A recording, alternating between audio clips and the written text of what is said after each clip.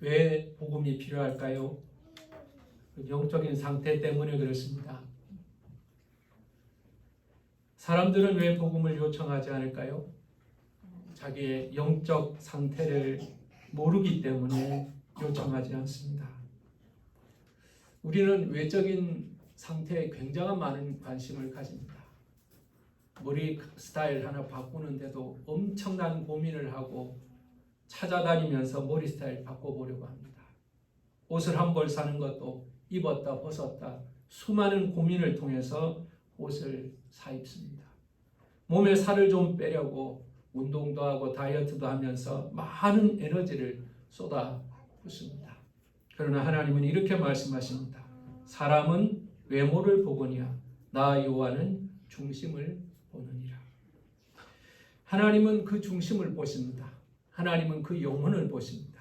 그러므로 저와 여러분은 육신도 잘 관리해야 하지만 우리의 영혼이 하나님 보시기에 어떠한지 항상 두려움으로 살펴야 합니다. 우리는 로마서 1장을 통해서 죄 가운데 있는 이방인들의 상태를 보게 되었습니다.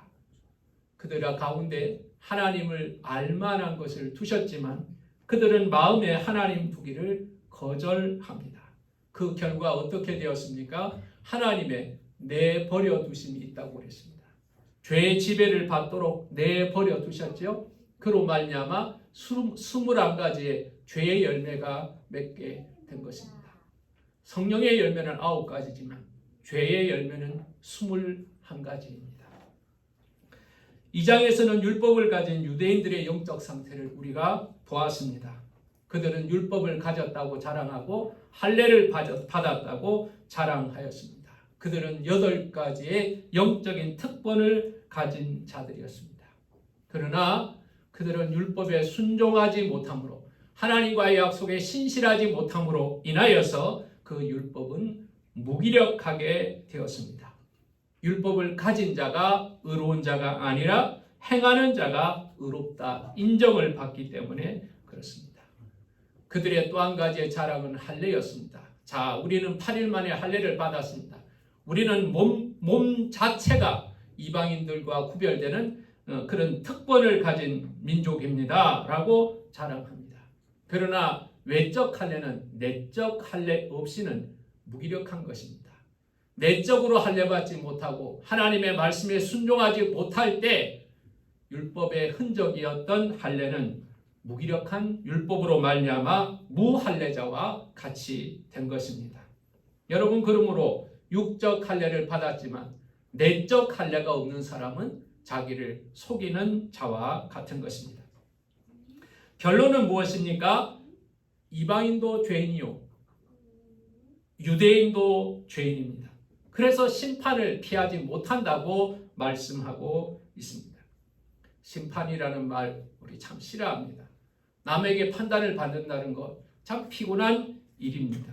그래서 사람들은 심판이 없다고 믿고 싶습니다. 그리고 심판이 없다고 말하고 살아갑니다. 그러나 사실 우리의 삶 속에는 수많은 심판들이 있습니다. 학생들은 학교 시험으로 심판을 받죠. 직장인들은 성과, 결과로 평가를 받습니다. 농사 짓는 사람들은 추수로 심판을 받습니다. 하나님은 소돔과 고모라를 불로 심판하셨고 노아의 때는 물로 심판하셨습니다.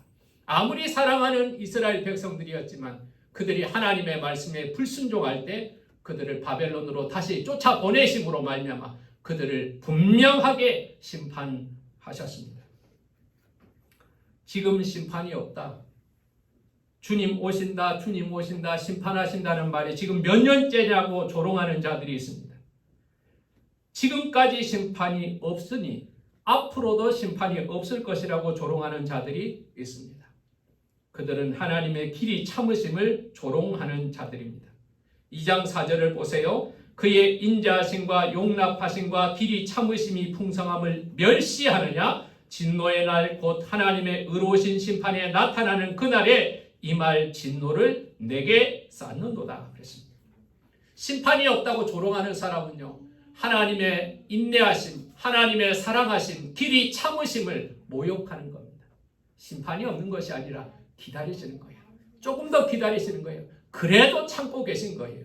그런데 그 인내하심을, 기다리심을 멸시하는 자들은 그 마지막에 받을 진노를 더 쌓고 있는 것에 불과하다는 겁니다. 율법이 없는 자는 율법이 없는 것으로 인하여 심판받고, 율법이 있는 자는 율법으로 심판받는다고 그랬습니다. 그런데 그 심판의 주관자가 누구이십니까? 그리스도입니다. 그리스도로 말미암아 심판을 받으실 거라고 그랬습니다. 여러분, 그리스도가 심판자입니다. 그리스도가 심판의 조건입니다. 심판이 없다고 생각하는 것은 자유입니다. 그러나 심판대 앞에서 우리는 자유롭지 못할 것입니다. 겨울이 싫은 사람이 있을 겁니다. 그러나 겨울이 오는 것을 막을 수가 없는 것처럼 심판이 싫다고 해서 심판이 오는 것을 막을 수 있는 사람은 아무도 없습니다. 유대인도 죄인이고 유대인도 심판을 받아야 한다는 말에 유대인들은 굉장한 거부감이 마음에서 일어났을 겁니다. 아니, 왜 우리가 이방인하고 똑같이 심판을 받아야 합니까? 이방인이 심판을 받는 것은 내가 이해를 하는데 왜 우리가 이방인과 똑같이 심판을 받아야 합니까? 이건 억울합니다. 우리에게는 율법이 있습니다. 우리가 할례를 받았습니다. 우리는 혈통적으로 아브라함의 자손입니다. 우리가 안식일을 얼마나 열심히 지키는 줄 아십니까? 우리가 음식도 얼마나 가려서 먹는지 아십니까? 이방인들하고는 차이가 확실하게 납니다. 도덕적인 수준이 비교할 수가 없습니다. 그런데 우리가 개로 취급하는 이방인과 똑같이 심판을 받는다고 말하는 것은 억울한 일입니다. 이렇게 항변을 했던 모양입니다. 죄인에는요, 두 가지의 죄인이 있습니다. 하나는 명백한 죄인, 형편없는 죄인이 있습니다. 누가 봐도 죄인입니다. 이런 사람은 자신이 죄가 없다고 항변하지 않습니다. 누가복음 23장 41절에 보면 십자가에 두 강도가 달려 있습니다. 그 가운데 한 강도는 이렇게 말합니다. 우리는 우리가 행한 일에 상당한 보응을 받는 것이니 이에 당연하거니와 이 사람이 행한 것은 옳지 않는 것이 없도다. 이 강도는 명백한 죄인이었습니다. 우리가 이렇게 벌을 받는 것은 우리의 죄가 분명하기 때문에 합당한 죄를 받는 것이다. 나는 죄인이고 나는 이 벌을 받는 것이 합당하다. 이렇게 고백하는 죄인이 있습니다. 그런데 또 하나의 죄인이 있습니다. 거룩한 죄인입니다. 거룩하다는 것과 죄인이라는 것은 사실은 양립할 수 없는 패러독스 모순입니다. 그러나 거룩한 죄인, 거룩하다고 생각하는 죄인이 있다는 말입니다. 도덕적인 죄인입니다. 다른 사람과 비교해서 나는 너희들보다는 거룩한 사람이야. 나는 교양도 있고 학식도 있고 사람들에게 칭찬도 받고 있어. 이런 사람은 자기를 죄인이라고 생각하지 않습니다. 내가 다른 사람보다 낫지 않는가? 다른 사람도 나를 괜찮은 사람이라고 말하지 않는가? 이렇게 착각하면서 다른 사람과 비교해서 자신은 의로운 사람이라고 생각하는 것입니다. 근데 중요한 것이 있습니다. 의인인가 죄인인가 결정하는 것은 내가 하는 것이 아니라는 겁니다. 죄인인가 의인인가를 판단하는 것은 사람들이 하는 것도 아니라는 겁니다. 기준이 무엇입니까? 기준은 하나님의 말씀입니다. 판단은 그리스도가 하시는 것입니다. 하나님 보시기에 의인이면 의인인 것입니다. 하나님 보시기에 죄인이면 죄인인 것입니다. 여러분, 그런데 인간은 자기가 주인이 되고 싶습니다. 자기가 판단의 주체가 되고 싶습니다. 아닙니다. 내 생각에는 내가 의롭습니다. 아닙니다. 우리 생각에는 우리가 의롭습니다. 여러분, 이것이 이스라엘이 가지고 있는 문제였던 것입니다. 유대인들은 이방인과 비교해서 도덕적이었습니다. 그래서 하나님에 대해서도 많이 알았습니다. 율법을 가지고 있었습니다. 그랬기 때문에 유대인들은 자기들을 이방인과 같은 취급하는 것을 도저히 받아들일 수가 없었습니다. 어디다가 이방인과 우리가 같은 심판을 받는다고 말합니까? 우리도 마찬가지예요. 신앙생활하는 우리도 당신들도 죄인입니다 라고 말하면 상당히 기분이 나쁩니다. 내가 지금 교회 몇 년 다녔는데 죄인이라 그럽니까? 내가 세례는 벌써 받은 거 모르십니까? 내가 성경도 꽤나 읽었습니다. 그래서 주일날 한 번씩은 교회는 갑니다. 일주일에 한 번씩은 교회는 가고 있습니다. 회개도 그냥 비슷하게 하고 있습니다. 그런데 어떻게 하나님 안 믿는 사람하고 나하고 똑같은 죄인이라고 말씀하십니까? 이게 공정합니까? 라고 말하고 싶을 겁니다.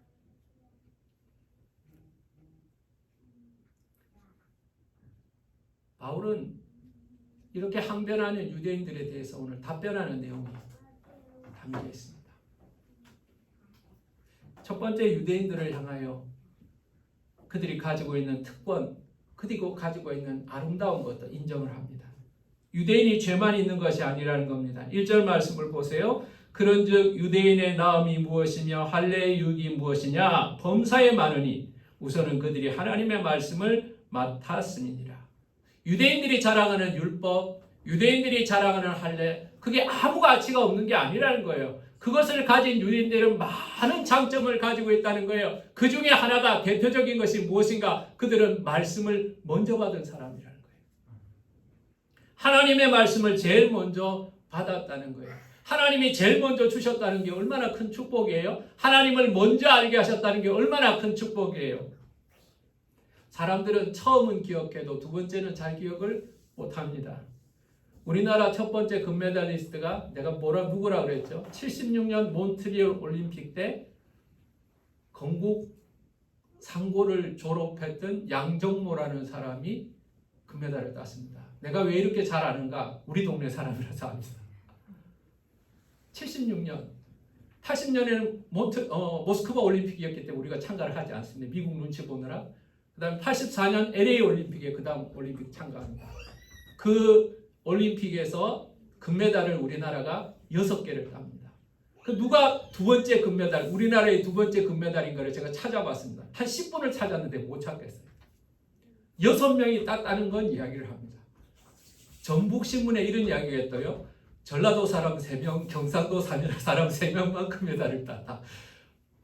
제가 그 기사까지 봤습니다. 그리고는 2등은 두 번째 딴 사람은 말하지 않고 있습니다. 그만큼 처음이 중요하고 복된 것이죠. 하나님은 유대인들을 사랑하셨어요. 하나님의 뜻을 알게 하는 율법을 주셨습니다. 그리고 그들을 통해서, 유대인들을 통해서 메시아가 오게 하실 것이라고 말씀하셨습니다. 세상을 구원하는 첫 열매로 부르신 것입니다. 하나님의 맏아들이 되고 하나님의 영광을 드러내는 도구가 되게 하신 것입니다. 이 영광스러운 축복이 유대인에게 있었던 것입니다. 그러나 그들이 이 영광스러운 사명에 충실하지 못하였던 것입니다. 그 사명에 충실하지 못했기 때문에 하나님이 주신 축복을 온전히 누리지 못하고 죄인의 자리에 함께 서 있게 된 것입니다. 마태복음 19장 30절에 보면 그러나 먼저 된 자로서 나중되고 나중된 자로서 먼저 될 자가 많으니라. 바울이 이렇게 유대인들을 몰아세우니까요. 유대인들이 반론을 합니다. 반론을 합니다. 자, 우리가 그래요. 율법에 충실하지 못했습니다. 인정합니다. 우리가 메시아를 죽게 했습니다. 그것도 인정합니다. 그러나 우리가 이렇게 실패했다면 우리의 실패는 하나님의 실패 아닙니까? 하나님이 우리를 선택하셔서 율법도 주시고 메시아도 주시고 하나님의 영광을 보여주셨는데 우리가 이렇게 엉망진창이 되었다면 우리를 선택하신 하나님이 실패하신 거 아닙니까? 그러므로 하나님이 믿을 만한 분이라고 말할 수 있습니까? 유대인들이 반대를 하는 거예요. 우리가 실패면 하나님의 실패다. 우리가 실패가 아니라고 말해야 하나님도 실패 안 한 거다. 이렇게 논리적으로 따진다는 거예요. 3절 말씀을 보세요. 어떤 자들이 믿지 아니하였으면 어찌하리요? 그 믿지 아니함이 하나님의 미쁘심을 패하겠느냐? 어떤 사람들이 유대인들이 안 믿는다고 해서 유대인들이 실패했다고 해서 하나님은 믿을 만한 분이 아니라고 말할 수 있겠냐? 이 질문인 겁니다. 우리는 가끔 하나님이 실패한 하나님이 아닌가 의심을 합니다. 세상에 이렇게 전쟁이 일어나고 있고 수많은 억울한 사람이 죽어가고 있다면 하나님이 과연 그 전쟁터에 계십니까? 실패한 하나님 아닙니까? 라고 묻습니다. 교회가 이렇게 타락을 했다면, 목사가 이렇게 타락을 했다면 하나님은 실패한 것이 아닙니까? 세상은 그렇게 우리에게 질문을 합니다.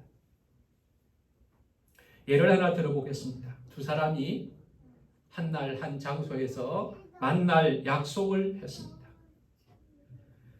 한 사람은 귀찮고 번거로워서 그 약속을 지키지 않았습니다. 그러나 저는 그 약속을 지키려고 그 시간, 그 장소에 나갔습니다. 물론 약속은 깨어졌습니다. 두 사람이 만나지 못했기 때문에 약속은 깨어진 겁니다. 나오지 않은 사람은 신실하지 못한 실패한 사람입니다. 그러나 나온 사람이 실패한 사람일까요? 아닙니다. 나온 사람은 신실한 사람입니다. 약속은 깨어졌지만 그 깨어진 약속을 지키려고 그 자리에 나왔던 저는 신실한 사람이라고 말할 수 있는 겁니다. 약속의 당사자 중에 한 사람이 나오지 않았다고 해서, 그 약속이 깨어졌다고 해서 그 약속을 지키려고 나온 사람이 믿을 만한 사람이 아니라고 말하는 것은 잘못되었다는 겁니다. 그렇습니다, 여러분. 사람들은 신실하지 못했습니다. 유대인들은 율법을 지키는데 실패했습니다. 하나님의 백성으로 살겠다는 언약을 지키지 못했습니다.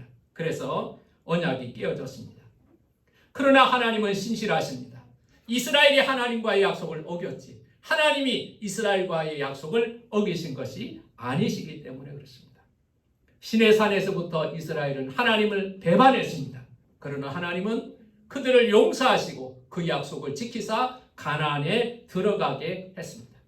가나안 땅에 들어왔지만 이스라엘 백성은 또 배신을 합니다. 하나님께서는 그들을 바벨론으로 쫓아보내셨습니다. 그 죄를 벌받게 하셨습니다. 그러나 바벨론에 돌아간 그 백성들이 하나님을 찾고 구하자 신실한 하나님은 약속대로 그들을 돌아오게 하셨습니다. 탕자는 먼 곳에 나가서 마음대로 살았습니다. 아버지와의 약속, 신실한 약속을 지키는데 실패하였습니다. 그러나 아버지는 그 실패한 아들을 신실하게 아들로 맞아 주셨습니다. 인간은 실패했지만 하나님은 신실하신 것입니다. 이 말씀을 주장하기 위해서 바울은 구약 성경을 인용합니다. 4절의 말씀을 우리 다 같이 보시기 바랍니다. 그럴 수 없느니라. 사람은 다 거짓되되 오직 하나님은 참되시다 할지어다. 기록된 바 주께서 주의 말씀에 의롭다함을 얻으시고 판반 받으실 때 이기려 하심이라 함과 같으니라. 여러분, 인용한 이 말씀이 어디 있는 말씀이냐니까 시편 51편에 있는 말씀입니다. 시편 51편이 어떤 말씀이냐니까 다윗이 밧세바와 간음하고 죄를 지었습니다. 그때 나단 선지자가 와서 다윗의 죄를 지적했습니다. 당신 죄 지었습니다. 당신 엄청난 죄인입니다. 그때 다윗이 고백한 내용 중에 한 구절입니다. 이 내용이 무슨 뜻이냐니까 우리가 사람은 다 거짓되되 나는 죄를 지었지만 나는 악한 사람이지만 하나님은 참되십니다. 하나님의 심판은 참되십니다. 나한테 벌을 주더라도 하나님은 참되십니다. 하나님께서 나를 심판하신다고 해도 참되십니다. 그런 뜻입니다. 나는 죄를 지었지만 하나님은 참되십니다. 자신의 죄악으로 하나님의 거룩함이 훼손된 것이 아니라고 고백하는 겁니다. 여러분, 우리는 가끔 이렇게 생각합니다. 내가 잘못하면 하나님이 실패한 것 아닌가? 그렇지 않습니다. 이스라엘의 실패는 이스라엘의 불성실함을 드러내는 것입니다. 그러나 하나님의 실패는 아닙니다. 이스라엘은 언약에 불충실하였지만 하나님은 신실하셨습니다. 언약은 깨어졌으나 하나님의 성품은 변하지 않습니다. 여전히 하나님은 신실하시고 믿으실 만한 분이라는 사실을 여러분 기억하시기를 예수 이름으로 축원합니다. 두 번째 유대인의 반론이 나옵니다. 5절 말씀입니다. 그러나 우리 불의가 하나님의 의를 드러나게 하면 무슨 말하리요? 내가 사람의 말하는 대로 말하노니 진노를 내리시는 하나님이 불의하시냐. 자, 유대인들이 두 번째 변적을 합니다. 우리가 불의하다고 치자, 우리가 죄를 지었다고 치자, 맞아, 우리가 그런 것도 있어. 그렇다면 그 죄로 인하여서 하나님의 의가 드러난다면 뭐라고 말할 수 있는가? 우리 죄로 인하여 하나님의 의가 드러났다면 우리가 나쁘다고 말할 수 있는가? 이런 뜻입니다.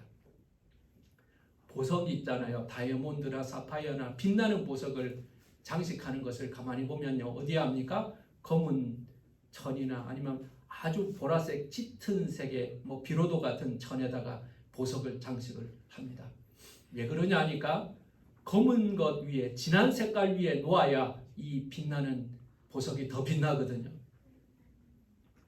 우리가 죄를 지었지만 우리가 검은 천의 역할을 했다면, 보라색 선의 역할을 했다면, 그래서 하나님을 더 빛나게 했다면 우리를 벌하는 것이 잘못된 것 아닌가? 이런 말입니다. 이스라엘에는요, 거지가 별로 없다고 합니다. 제가 사실 거지를 별로 본 적이 없어요. 이스라엘을 가본 적이 한 번밖에 없지만요. 그러나 몇 안 되는 이스라엘 거지들은 자부심이 있다고 합니다. 특별히 성전에 올라갈 때나 중요한 자리에서 사람들에게 도움을 받으면서 자부심을 가지고 동량을 받습니다. 왜냐 하니까 너희들이 나에게 동량하는 것을 통해서 하나님이 너희들에게 복을 주실 것이다. 그러므로 너희들은 나에게 조그만 동전을 주지만 나는 너희들을 복받게 해주는 사람이라는 겁니다. 너희들이 나를 돕는 것이 아니라 우리가 너에게 복을 주는 사람이다. 이런 자부심이 있다고 합니다. 이게 얼마나 황당한 자부심입니까? 내가 죄를 지음으로 하나님의 의가 드러났고 나는 죄를 지음으로 인하여 하나님의 의가 드러나는 것을 돕고 있다고 말하는 겁니다. 이런 사람을 벌하는 것이 정당한가? 이런 주장입니다. 여러분, 바울은 여기에 대해서 이렇게 대답을 합니다. 6절 말씀입니다. 결코 그렇지 아니하리라. 만일 그리하면 하나님께서 어찌 세상을 심판하시리요? 만일 그리하면 어찌 세상을 심판하시리요? 하나님께서 자기 일을 의롭게 하기 위해서 사람들을 죄를 이용하신다면, 사람들이 죄를 지어야만 하나님의 의가 드러난다면 어떻게 그런 분이 하나님이 심판자가 될 수 있겠냐는 거예요. 우리가 찬송을 하지 않아도 세상 만물은 하나님을 찬양하고 있습니다. 여러분, 계시록을 보세요. 계시록에 나오는 중요한 장면 중에 하나가 우주적 찬양이 나옵니다. 처음에는요, 네 천사 그리고 장로들, 24장로들 그리고 천사들만 찬양하는 줄 알았거든요. 근데 그 찬양이 끝이 아니었습니다. 구원받은 사람들, 흰옷 입은 백성들이 찬양하고 있고 온 우주 만물이 찬양하는 것을 볼 수가 있었습니다. 여러분이 찬양 안 해도 우주 만물이 찬양합니다. 그러므로 내가 찬양 기분 나쁘면 안 할 거야. 아무런 영향이 없습니다.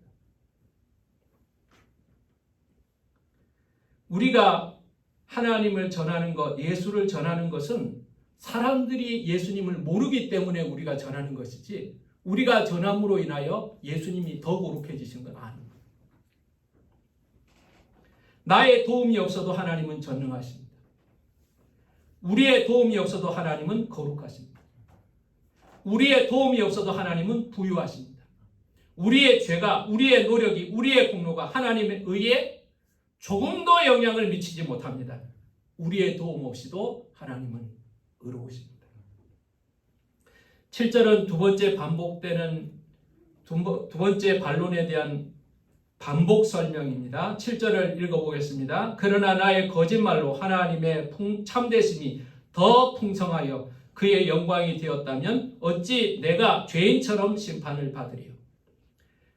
여러분, 이 말씀 여러분 혼자서 읽다가 막 이게 뭔 말이지? 이런 생각을 막 할 겁니다. 사실은 오늘 본문이요, 상당히 어려운 본문입니다. 여러분 대단하세요. 이렇게 어려운 본문을 잘 듣고 계신 것도 대단한 겁니다.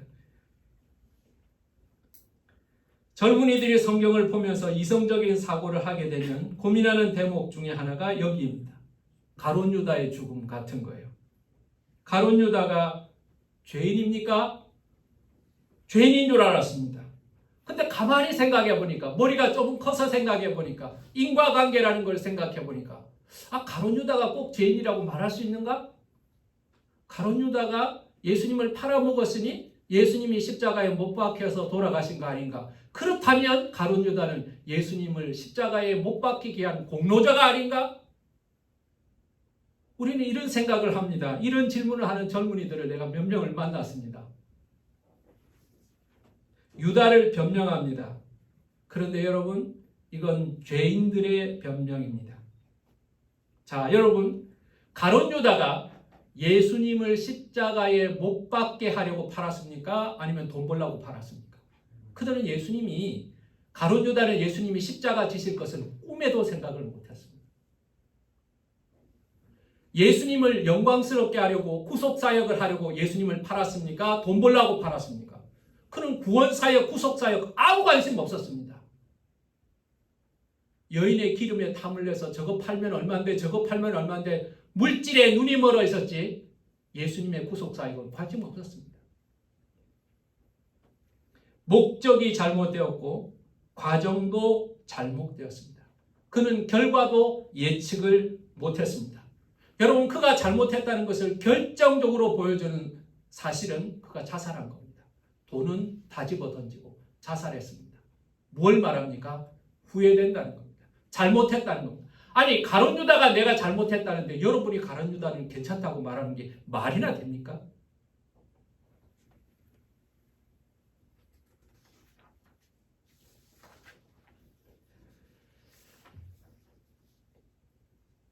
(7절) 말씀은 바로 그런 대목입니다. 우리가 거짓말을 해서 하나님의 진실함과 풍성함이 드러난다면 우리가 죄인 대접받는 것이 억울하다는 겁니다. 유대인들이 나쁜 짓을 많이 했는데, 유대인들이 나쁜 짓을 해서 하나님의 능력과 그 풍성함이 드러났는데 그것으로 인하여 우리가 나쁘다고 말하면 억울하다는 겁니다. 예수를 죽였다고 죄인 취급받는 것은 억울하다는 겁니다. 우리의 죄가 그리스도의 영광을 드러내는 도구가 아니냐라고 웅변하고 있는 겁니다. 바울은 이렇게 답을 합니다. 8절 말씀입니다. 그러면 선을 이루기 위하여 악을 행하자 하지 않겠느냐. 만약 그게 맞다면 선한 일을 이루기 위해서 우리는 죄 짓고 다니자 이렇게 말하지 않겠냐는 거예요. 선한 일을 위해서 우리는 죄를 짓는 사람이 되어야 한다는 게 말이 되냐는 거예요. 어떤 이들이 이렇게 비방하여 우리가 이런 말을 한다고 하니 그들은 정죄받는 것이 마땅하니라. 진짜로 이런 말을 하고 돌아다니는 사람들이 그 시대에 있었다는 거예요. 선한 사람들을 빛나게 하기 위해서 우리는 죄를 짓고 다니자. 이게 말이냐 되냐는 겁니다. 바울은 단호하게 말합니다. 정죄를 받는 것이 마땅하도다. 착각하지 마라. 벌 받을 거다. 오늘 말씀을 마치겠습니다. 여러분, 오늘 우리는 변명하는 유대인들을 기억해야 합니다. 유대인들은요, 이방인과 같은 취급을 받는 것을 대단히 억울해했습니다. 여러분, 지금도 유대인들은요, 선민사상에 가득 차 있습니다. 우리는 달라, 우리는 달라. 너희들과 수준이 달라. 우리는 수준이 달라. 유대인들의 장점도 많고 특권도 많은데 죄인으로 평가받는 것을 억울해합니다. 그래서 강하게 반론하고 있습니다. 왜 우리가 죄인인가? 유대인은 특권이 있으나 죄인입니다. 자신들의 죄가 하나님의 의를 드러내는 도구가 되었다고 하더라도 죄인입니다. 그들은 하나님을 알고 율법을 가진 가운데 착하게 살아가는 죄인이었습니다. 여러분, 우리도 기억해야 할 것이 있습니다. 내가 어떤 사람인가? 난 구원받은 사람인가? 하나님의 보좌 앞에서, 그 심판대 앞에서 담대한 사람인가? 지금 그리스도께서 오셔서 내 인생을 판단하실 때 우리는 무엇을 증언할 수 있을까? 심판은 내 양심이 아닙니다. 사람들의 평가가 아닙니다. 그리스도로 말미암아 심판하신다고 말씀하고 계십니다. 이 심판을 통과할 수 있는 단 하나의 방법은 복음이 필요합니다. 복음 외에는 없습니다. 우리가 로마서 1장 17절을 다시 한번 기억해야 합니다. 로마서 1장 17절을 다 같이 봉독하겠습니다. 로마서 1장 17절입니다. 시작. 복음에는 하나님의 의가 나타나서 믿음으로 믿음에 이르게 하나니 기록된 바 오직 의는 믿음으로 말미암아 살리라 함과 같으니라. 아멘. 여러분, 하나님의 의를 가진 사람만 심판을 통과할 수 있습니다. 율법을 가졌는가, 사람들에게 평판이 좋은가, 종교적인 생활을 했는가, 직분이 있는가, 선한 일을 했는가, 아무 상관없습니다. 하나님의 의를 가졌는가? 하나님의 의는 어떻게 우리에게 임합니까? 율법으로 실패했습니다. 할례로 실패했습니다. 복음밖에 없습니다. 복음이 있는가? 복음이 있는가? 복음이 심판을 이길 것입니다. 여러분, 예수를 좀 믿는다고 거룩한 죄인 되지 마시기 바랍니다. 칭찬받는 죄인 되지 마시기 바랍니다. 복음을 가진 의로운 사람 되시기를 간절히 원합니다. 복음을 아는 사람이 아니고 복음을 가진 사람이 되어야 합니다. 이 복음이 믿음으로 말미암아 여러분 가운데 역사하는 신앙이 되시기를 예수 이름으로 축원합니다. 예수의 복음이 내 안에 살아 있어야 합니다. 예수 그리스도를 믿는 믿음이 내 안에 살아 있어야 합니다. 이것만이 하나님의 심판대 앞에서 우리를 의롭다고 증언할 것이고 어떠한 정죄함 앞에서도 의롭다고 인정받는다는 사실을 기억하면서 오늘 내 안에 예수 그리스도의 복음이 살아있는 신앙 되시기를 예수 이름으로 축원합니다. 기도하겠습니다. 하나님, 유대인들은 반론을 펼칩니다. 아니, 우리가 왜 이방인과 똑같습니까? 우리는 혈통적으로는 아브라함의 자손입니다. 우리는 시내산에서 율법을 받았고 우리는 율법을 지키며 살아갑니다. 안식일도 지킵니다. 금식도 합니다. 11조도 합니다. 할 만한 거 다 하고 살아갑니다. 심지어는 몸에 할례도 받았습니다. 그런데 어떻게 이방인과 똑같다고 말합니까?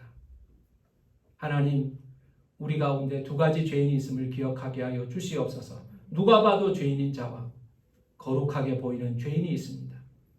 아무리 자신의 율법과 자신의 노력과 선행과 사람들의 칭찬이 있다고 하여도 하나님의 심판을 통과할 만한 의를 가지지 못함으로 거룩한 죄인으로 드러나고 말았습니다.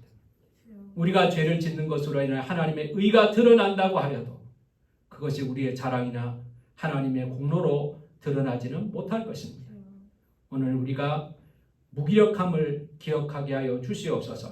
나의 노력으로도 율법으로도 행위로도 사람들의 칭찬으로도 평판으로도 의롭게 되지 못함을 알게 하여 주시고 오직 의인은 믿음으로 말미암아 살리라. 오직 나의 의인은 믿음으로 말미암아 살리라. 복음에는 의가 나타나는 말씀과 그 의가 믿음으로 말미암아 내 것이 된다는 말씀을 기억하여서 복음을 아는 자가 아니라 복음을 가진 자가 되게 하여 주시옵시고 복음이 있는 믿음이 되게 하여 주시옵소서. 거룩한 죄인으로 만족할 것이 아니라 모든 것들 가운데 다 없어지더라도 내 안에 주님의 복음이 있는 자가 되게 하여 주시옵소서. 예수님의 이름으로 기도하였습니다.